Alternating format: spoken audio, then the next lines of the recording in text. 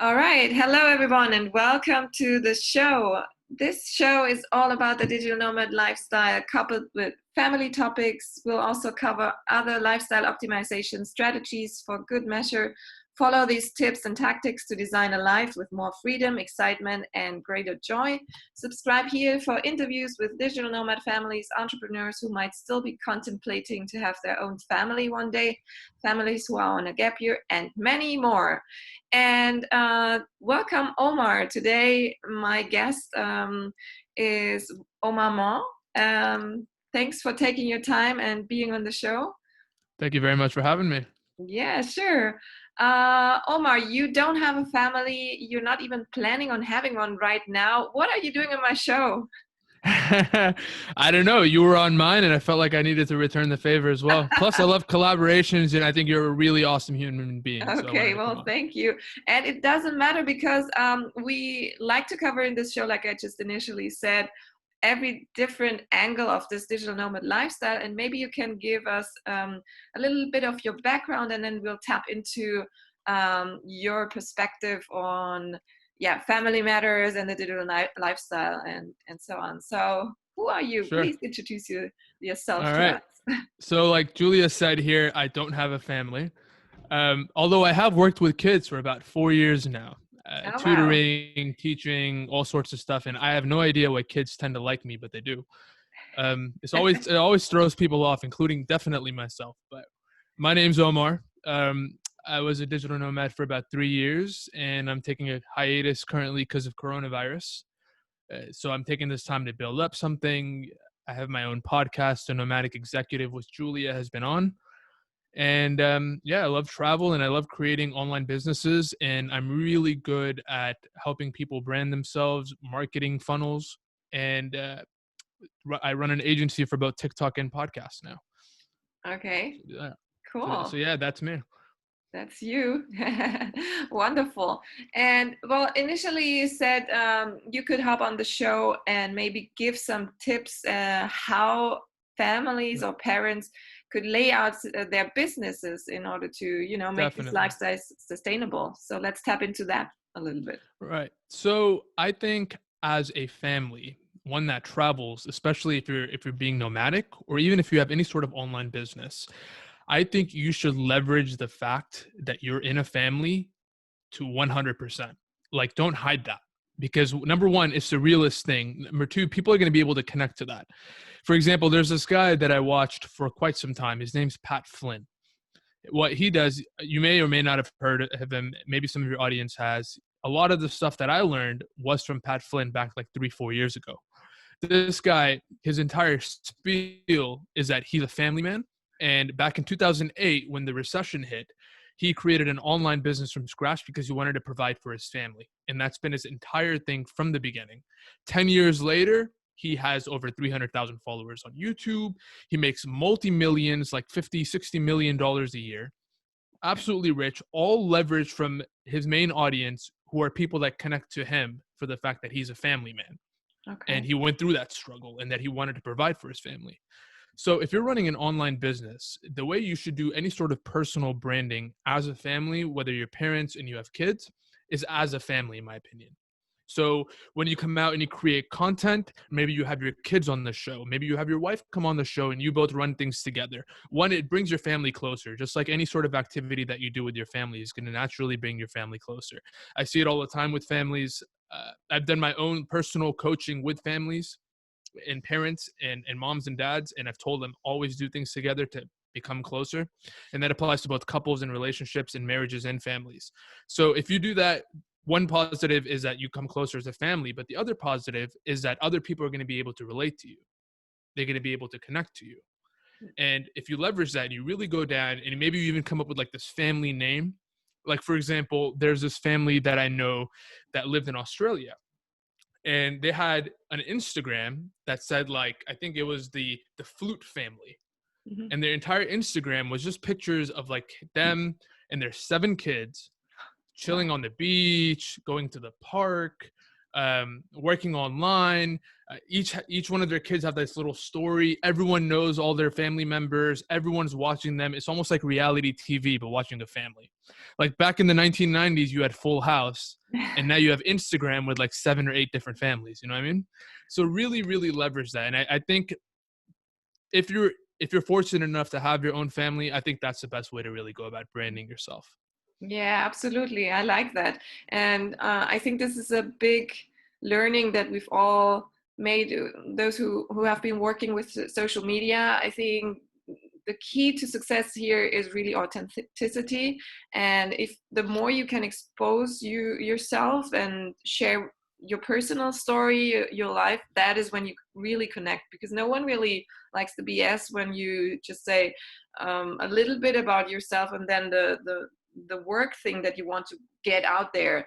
Everyone smells it immediately. You only want to sell your shit, and that's not who, yeah, you like to follow. Yeah, like you say, you want to hear the Absolutely. stories, the true characters and everything around it. So yeah, really good On tip. the flip side of that, though, it's like as a human being, it's hard to be authentic online. You Yeah, know, you're like at the rawest self, you're coming out and you're exposing yourself to the entire exactly. world. And I mean, as a guy, at least, I don't know about how it is as a girl, Julia, or even as a mom, but as a guy, like that's really tough for me. You know, like I'm the kind of person that holds my shit inside. You know, I'm a dude. So coming out and exposing that on media Mm, is so tough, but it also pays so much. mm. For example, I follow this guy named Badly Music on TikTok. And by the way, if you're a family, there is no excuse for you not to be on TikTok right now. You could blow up on TikTok in a month or two just by showcasing you and your family and your adventures. But there's this guy that I follow named Badly Music. He's a guy, he's an artist, right? And he's one of the most authentic people I've ever seen on that app, right? The guy had maybe like 10,000 followers, which isn't much in TikTok. And but the thing about him was that he'd make content every single day, showing his most authentic self. Just being like, this is what I did today. This is my song. If you want to listen to it, check it out. Mm. I made this because I feel like this. Every single day he did it. Maybe his videos got maybe about 2,000 to 3,000 views, right? Which isn't much for TikTok. One day, and I used to be the biggest fan of this guy. I used to show up to his lives and stuff. I'm like, bro, just don't give up. Like, keep up what you're doing. You know, it's awesome what you're doing. Please don't give up. I really believe in you. I kept giving him that encouragement. One day, and it was the most amazing thing. Like maybe 2 weeks ago, one of his videos went mega viral. We're talking 5.3 million views. Wow. Insane. The guy gained 100,000 followers overnight. The guy gained maybe 10, 15,000 followers on Instagram. Overnight blew up. What happened? What did you do? Genuineness. That's what it was for him. It was this authenticity, and people finally caught on. And the Wow. video that blew up was the most authentic video that he made. He started off the video by saying, I fucked up. And then he continued telling his story saying, I did all this and I made this song and because I felt this way about this girl. And I don't know if I'm ever going to go viral, but this is the way that I feel. And yeah, this is who I am. Boom. 5.3 million views. Most videos never reach that point on TikTok. So Wow. just goes to show authenticity goes such a long way, especially if you're a family. Just showing that on the internet is something beautiful. Absolutely, yes. And like you said initially, I mean, it does require a lot of commitment. And also, maybe for some people, it sounds really scary. They need to step up their game and get out of the comfort zone and all that things. Yeah, I mean, I in my coachings, I have many people who say, I'm too shy. I don't want to get in front of the camera. And I say, well, you have to make that decision. Either you want to make it online or you try it in another area. But if you want to do that personal training branding, sorry, personal branding, um, and you are the one, you are a coach, or you want to sell your services, then your face needs to be on the screen no matter what. Could I throw my 2 cents in there Yes, for a bit? please. So I want to add on to that. Like you said, it's really tough for some people to go on camera, right? So what I realized for those people, what works best, because take, for example, like, let's say you're super insecure about something, right? And then you tell somebody, hey, don't be insecure about it unless you want to make it. What do you think that person's going to do? They're probably not going to end up doing it. The insecurity is going to take over, right? So in my opinion, and from what I've seen works best for those people, and I've been that kind of person too, is to double down on something that doesn't include video that they're good at. For Okay. example, podcasts or writing blogs, um, LinkedIn. There's so much stuff that you can write articles on LinkedIn. Whatever you're good at, whatever medium you're good at, double down on that. That doesn't have to include you showing your face, Mm. and really go all in there. And then from there, when you're comfortable enough, maybe you're comfortable enough behind a mic like you and I are now, or maybe you're comfortable behind a screen writing a blog, then take the next step and try video. Or maybe just try photographs, step into it instead of just going all in and Oh, forcing yeah. yourself to do something. Yeah, absolutely. I mean, yeah, it would be, like you said, without any outcome if if you go from day one and then give 100%. It is Exactly. definitely something that you need to grow into. And let's be honest, we all I mean, I was nervous when I had my first, live and the camera in front of me, and then you're like, oh, this Hmm. doesn't look good, this doesn't sound good, who's this? But you get used to it. It's like with everything in life, you just learn and grow and test. I mean, Gary Vee's first video, I'm sure wasn't the best either. So, man, we're all all Yeah. in this the first If time. you watch like the Wine Library TV that he made on YouTube like 10 years ago, and you watch the first episode, that doesn't seem like Gary Oh, Vee at I all. want to So do you'll that see. now. Yeah, I'll put that on my list. That must Yeah, be. I still feel awkward when I talk into a camera, which Oh is why yeah. I think I do podcasts. I have to have somebody else I talk to. Oh, that's a good. Maybe that's even a big advice because when you talk to someone else, it feels so much more natural, Exactly. and then you forget that you're actually on camera because you focus on the other person. And Mhm. yeah, this could be an entry level. Yeah. Yeah, So podcast something else I anyway. heard along those lines too. There was a guy that I knew who used to put a piece of like a picture and on the wall in front of him of like a person of like a life-size picture, and he'd talk into the mic while looking at the picture, and that worked Oh, for him. cool. Yeah. I'll do that. Mhm. I like that. Cool. All right. Any other tips, Omar?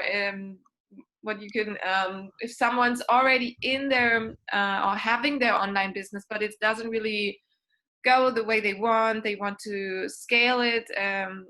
Well, you just mentioned it. You need to be on TikTok, but is there any other thing you would say? I think, in my opinion, the two fastest ways to scale attention at the moment right now is one, TikTok, organically if you don't want to pay, and two, paid advertisements, Facebook ads. Get Yeah. really good at them and learn funnels. If you start learning funnels and you start running Facebook ads, you're going to be able to scale a lot faster. You're going to be able to move a lot faster, which I keep Facebook ads specifically for my own business for scenarios where I feel like growing the attention and scaling. Yeah. There's nothing better than just kind of letting it go, maybe throwing some money into it, and watching your attention grow, which pays back 2 or 3 times as much on the returns. So that's probably the best way to do that. Yeah. And would you say, like in the beginning, I always want to also that people are aware of the fact that in the beginning, of course, you are a brand and you're maybe a one-man show, or if you're a family, then your spouse might be there to help as well. But I always think that as soon as you realize that you cannot do everything on your own, and outsourcing is something that helps so much in stepping your game up and expanding 100%. and making it grow so much quicker. Yeah, would you agree to that? 100%. You can't be like, something that I started off doing was I was stingy with my money, because like normally in real life, it's funny, I'm the opposite. I spend money on the stupidest stuff. But as I started controlling my spending habits on my business, I realized I can't be stingy. Like, use money wherever you can to make your life easier, to make things faster, Mm, because like you said, you're a one-man show. You can't do everything, yeah. and if you try to do everything, you're going to end up taking a lot more time. And that's something we don't have.